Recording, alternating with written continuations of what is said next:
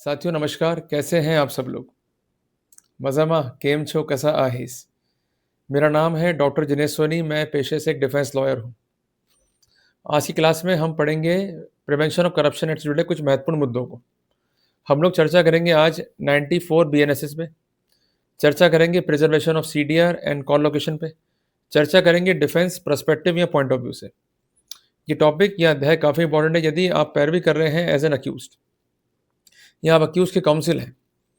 तो बेसिकली जो ये कंसेंट प्रोविजंस हैं, ये काफ़ी हमारी हेल्प कर सकता है। क्योंकि मेरा ये मानना है कि जब भी हम केस को लड़ते हैं और हम उसको चेज़ कर रहे हैं, डिफेंड कर रहे हैं, तो वहाँ पर हर एक इन्फॉर्मेशन या लीड काफ़ी इंपॉर्टेंट है। हम लोग क्या होता है कि जो बड़ी-बड़ी बातें हैं, जो लिखी हैं चार्जशीट में, उसमें जोर दे रहे हैं, पर जो बातें बहुत छोटी हैं, उसको हम अवॉइड कर जाते हैं और यही छोटी बात बनती है केस को जीतने का आधार। इसलिए ये टॉपिक बहुत इंपॉर्टेंट है, एक नोटबुक को मेंटेन कर लें विद पेन और पेंसिल और जो कुछ बताता हूँ उसको ऑब्ज़र्व करते हुए चलें, ठीक है जी? तो टॉपिक को हम शुरुआत करते हैं directly we are moving on the screen. देखिए, सबसे पहले हम बात करेंगे एक ब्रीफ आइडिया को लेकर के।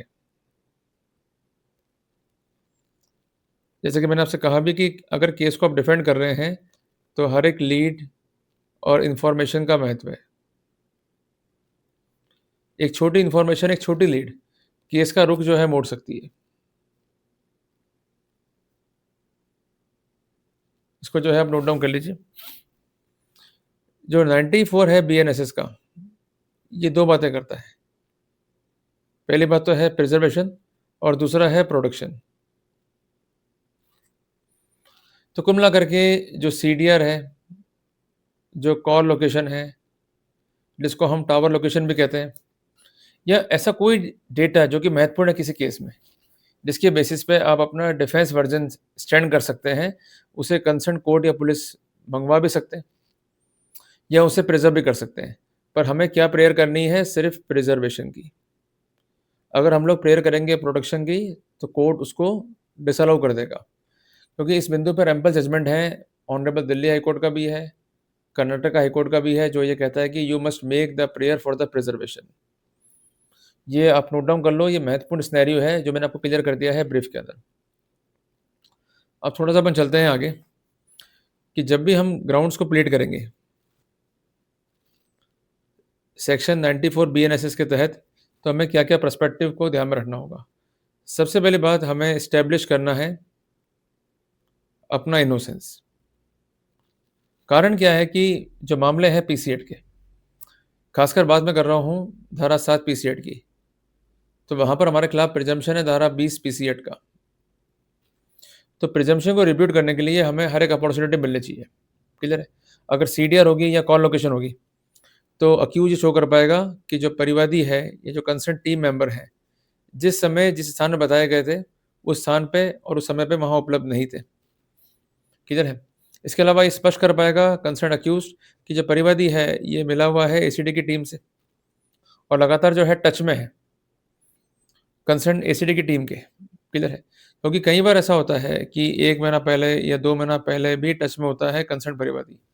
पर ये महत्वपूर्ण दस्तावेज का लोप करता है प्रोसिक्यूशन, तो जो स्टोरी है, जो कि फ़ोल्ड कर दी है प्रोसिक्यूशन ने, उसको अनफ़ोल्ड करने के लिए ये एक महत्वपूर्ण स्टेप है।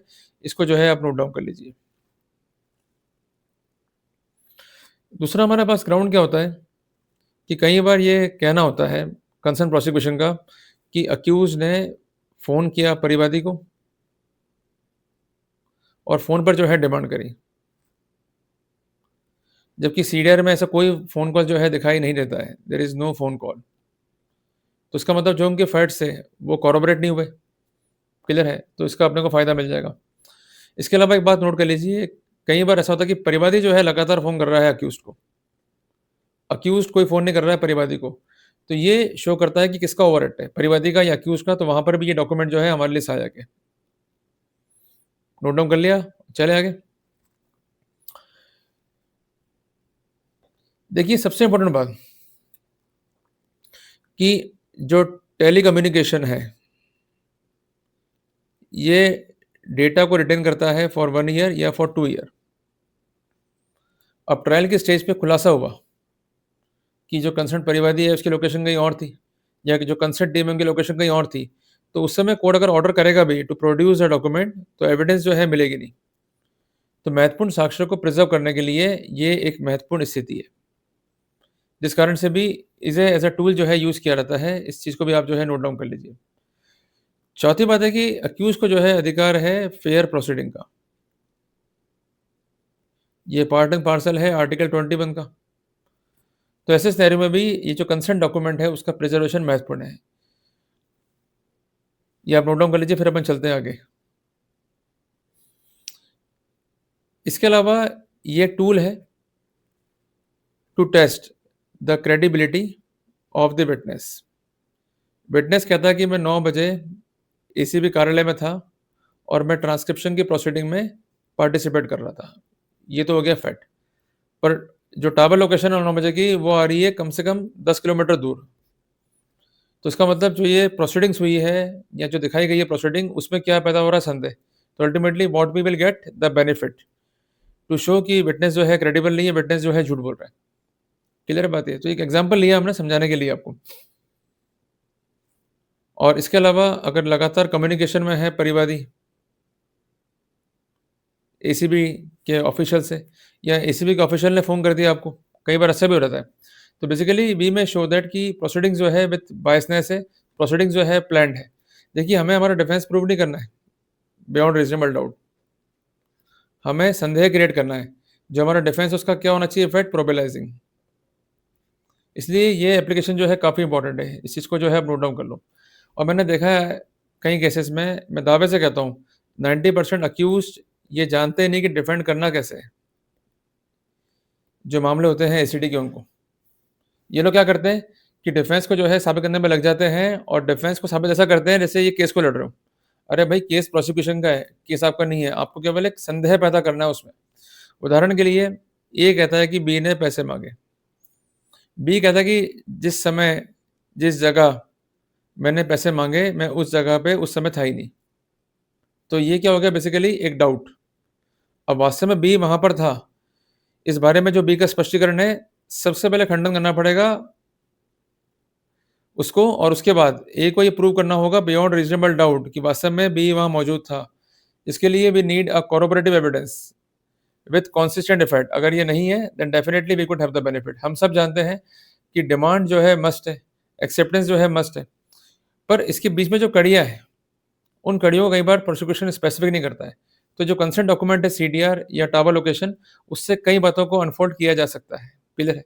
तो कुल मिला के ये महत्वपूर्ण डॉक्यूमेंट है, इसको जो है तलब फरमाया जाना चाहिए। तो मैंने आपको महत्वपूर्ण इंस्टेंस जो है बता दिए कि क्या आपकी अर्जी में प्लीड करना है आपको, किस प्रकार जो है वर्कआउट करना है और क्या-क्या स्थितियाँ जो है रहेंगी कंसर्न केस में रिगार्डिंग सेक्शन 94 ऑफ बीएनएसएस। तो एक महत्वपूर्ण टूल है डिफेंस के हाथ में, अगर आप इसको ढंग से यूज़ करेंगे then definitely you may have the benefit. और उसके बेसिस पे कई बार ऐसा भी हुआ है कि अक्यूज़ जो है कामयाब हो चुका है to create a plausible effect. और ये जो इंस्टेंस हैं 94 बीएनएसएस के काफ़ी कॉमन है एमपी के अंदर। और कई केस में देखा गया एमपी के अंदर मीन्स मध्य प्रदेश में कि गवाह या परिवादी मौके पर नहीं थे, वो कहीं और थे। जब कॉल लोकेशन आई तो उनके हाथ पे ठंडे पड़ गए।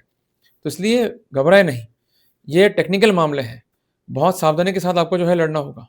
ये कोई ऑर्डिनरी क्रिमिनल केसेस नहीं है कि आप गए और जिरह कर रहे हैं लंबी-लंबी और डिफेंड कर रहे हैं।